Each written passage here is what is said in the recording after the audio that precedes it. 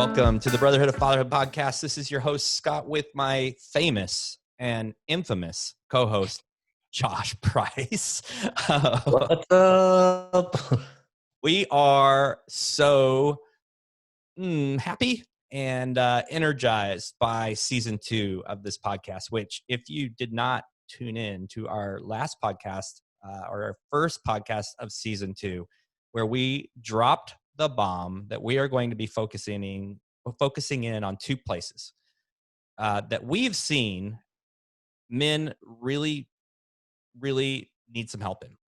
And that is having more sex with your wife and being nagged less. And so we're gonna jump right into sex today. It's probably gonna be our highest rated podcast Ever. So if we say it a bunch, maybe it'll start getting us on the map. Sorry, we do have a good amount of listeners, but I know that there's certain things that'll just make things skyrocket. And sex is one of them. Sex sells. So, how's your day going? It's going good. Yeah. I just have to ask. It's just like in my blood to ask that to everybody I see. Most people aren't honest, but it's a question I ask. So, sex, Josh, how do you feel about talking about sex on a podcast? I feel pretty good about it. I know that this is one of those things that,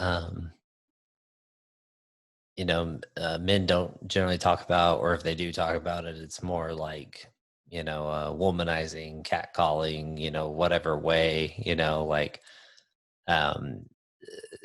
it's totally wrong. It's totally misplaced and everything. It reminds me of my Army days of all the I'd hit that comments and stuff like that. And, that's exactly what we're trying to get away from, and why it's all about, sex with our wives and building connection and relationship, even though men don't say that either, but they want it. I know they want it. I'm a 6'4", 260-pound orange bearded man, and I want connection with my wife. So I know other people do too. Yeah, I think we're gonna be kind of going against the grain in a few areas. One, you're talking about the masculine or the catcalling type activity, or those comments that probably have led to some people coining the term toxic masculinity, which but we're not going to get into that right now. Not today. Not today. Yeah. That's a whole podcast. But the other side of the coin, where men and women have been raised that sex is something you don't talk about, which is just a really bad idea, because it should be a really big point, or a really big part of a marriage. I mean, and to not talk about it, and to not do everything possible to make sure that it's healthy, and that it's fulfilling, and that it's right, is doing a disservice to our marriages, and to men and to women. And so I just kind of wanted to put that out there right up front, that we're happy to talk about it, and we know the power of the topic. We know how important it is. Yeah. So one of the things that you have said to me this past week, or the past couple of weeks and everything, is that you found a statistic that said that married men are on average having sex less than once a week. So that's less than 50 times a year.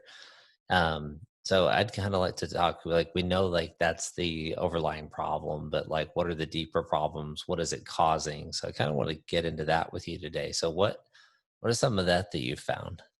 So yeah, it's 50 times a year is the newest study I've read, and that's for married couples. If unmarried, it's lower.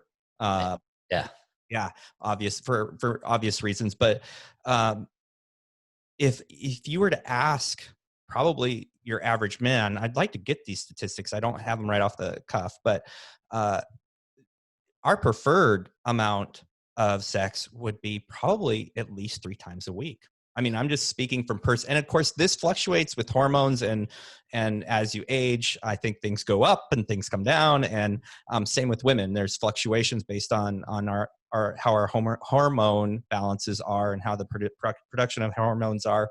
The good thing is, by the way, is that what I hear is that women have more desire as those hormones change and they get a little older. So something to look forward to, hanging on to your marriage for a long time, that longevity. But yeah, I mean, we're talking, because sex isn't occurring as frequent as we'd want, it's a constant grind. It's a constant, like, little place in the back of our head eating at us. And it can definitely tell us stories that just really aren't true, and tell us stories that move us into the wrong direction in our lives. And, we could go into all the divorce statistics, which a lot of people know. And then, man, if you want to be really depressed, step into the statistics um, of families that have come together, blended families Mhm. from previous divorce. You're talking about divorce rates are out of this world. And so this is, like, not to say we're all doomed, or if you have a blended marriage, you're doomed. It's just to say you've got to have intentional planning, activity, and these principles to really work through that, so that you have a phenomenal marriage. Right. Right. No, that makes total sense. And, go into those stories and everything. I mean, I remember, you've probably gone through this too, other men, but when me and Kelly have hit some rough patches in the past, like, at first you're not having sex and everything. And then the next thing, you're like, as a man, you're counting the days. Yeah. It's been this many days, 22, 23, 120, 140. Right. Right. And so not only are you counting the days, which, like, we already know, like, that's one principle of love, is like not keeping score, is not doing those things, because it can drive such a wedge. But then you're also saying to yourself, like, does she even love me anymore? Do I even love her anymore? Is this what I signed up for? Is this what marriage is? Is this the rest of my life? How Yep. long is this going to happen? Right. We just start saying those things, and it gets worse, and it gets worse, it gets worse, and resentment builds. And, one of the things that we do, in our coaching and everything, which we really haven't talked about yet, is uh, is sitting guys down and talking to them and tearing down those walls that they've been building, right? That are keeping them from doing any of the principles that we're going to talk about here in a minute and everything. So, like, those stories that you're telling yourself are leading towards that divorce. They're leading towards the broken family. They're leading towards, estrangement and resentment and all of these things. It gets worse. Here's the thing, it gets worse. The more irritated and the more shut down we become as men, the more that we don't fulfill the needs of our wives. That need, that emotional need on her, she's going to find somewhere for that to be filled. And so this is where I really struggle when a man says, well, my wife had an affair on me, and, I didn't know. Mm. Well, shame on you for not knowing that you were leaving a massive gap. Like, you had this door and you opened it wide open for her by not fulfilling a need that she had. Now, I'm not taking all the blame out of anybody. Right. But all I'm saying is that, I love the saying, the buck stops here. It's like, no matter what happens, there's usually some part of it that can come back to your own Right. actions. Take ownership. Right. Yep. So, many men will, their response to this wedge, and then this furthering of this gap and all this resentment that happens, they will, I said early in an earlier podcast, is that as men, part of our masculine um, tendency is to chase, is to pursue. And so if we feel like we can't win by pursuing our wives, we're going to pursue other things. And there's multiple ways that comes about. That comes about from drinking too much and numbing everything out. Same with drugs. It's the numbing. It's not the high or whatever the outcome. It's the numbing of reality. And just, if you're searching joy, you're seeking joy, just a fact that there's an absence in joy in drunkenness and being high. There's, like, you're actually numb from that feeling. It's false. It's all the neurons and everything that's happening is not joy. So, that's a false road to go down. Um, you know, cheating. Cheating is, again, you're pursuing. You've just redirected your pursuit, and that's just going to destroy the marriage. It's going to destroy your own mind, because you are ultimately, this is going to fall really hard on some people. if you have cheated with your wife, you basically are admitting that you failed the pursuit. You Mm, failed. You did not succeed. And so then you went and you found another pathway to succeed. And and so ultimately that's failure. Uh, mm, so again, hard truths. It doesn't mean I'm condemning anybody, because we all have our own mind thoughts or mindsets and thoughts that take us down these roads. I'm sure there's more things that come from just like, I wish I could have sex with my wife more often. right. There's more Yep. things. There's so many things that come out of that that are negative. Right. Yep. Yep. And we're trying to paint that picture right now. Like we're trying to let guys who haven't gone there already know, like, hey, this can be the future, and guys that have who have already been there and everything, like there is hope. That's one of the things that Scott says as well. Like, it may have happened, but there's still a way back. There's still redemption. There's still all of that. And it's through, like we said, one of the principles, that we call the pursuit principle, right? And that principle helps you start looking at your life like an adventure, as Scott says, and how he paints that picture. And like we said, part of the very first part of coaching with us and everything is we start helping you tear down those walls, start identifying them and tearing them down, so that you can start pursuing again and earning trust if you've lost it, or rebuilding it, um, or if you're a great husband. I guess maybe that sounds a little too judgmental, but I'll let it stand. If you're a great husband, and none of those things have happened, but you just want a little bit more spice, a little bit more pep and everything with your marriage, this is exactly the way to get it back. This is exactly the way to pour gasoline on the fire that's already lit, is through this pursuit principle and through the adventure of it. So can you talk to us a little bit more about that? Yeah, I can, absolutely, because marriages don't have to be wrecked to work on them.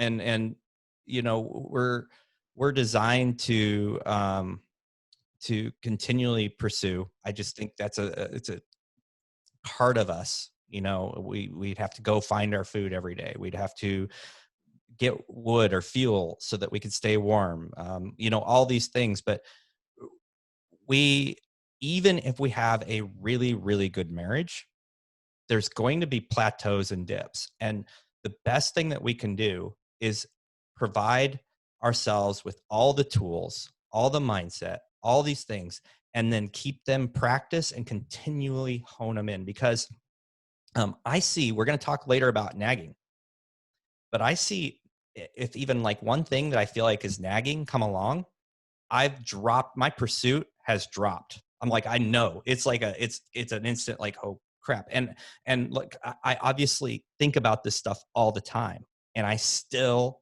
have to work conscientiously and daily on it. And so this pursuit is made up of all these different skills. It's not exactly what men think. Like, they're it's different than they think a lot of times. It's very it's not intuitive for many of us. Right. And so that's why we need coaching or a guide of some sort. Right. Okay. Can you give us, one example, of one of those tools or one of those skills that guys need?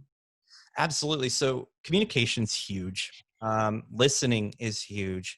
But here's a really basic one that will literally um, rock your world.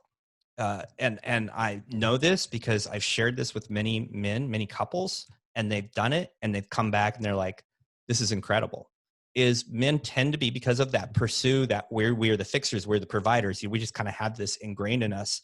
When our wives are struggling with something, we will come into that and we will immediately want to help fix it. We want to give solutions. We jump right in. Hey, baby, have you thought about doing XYZ?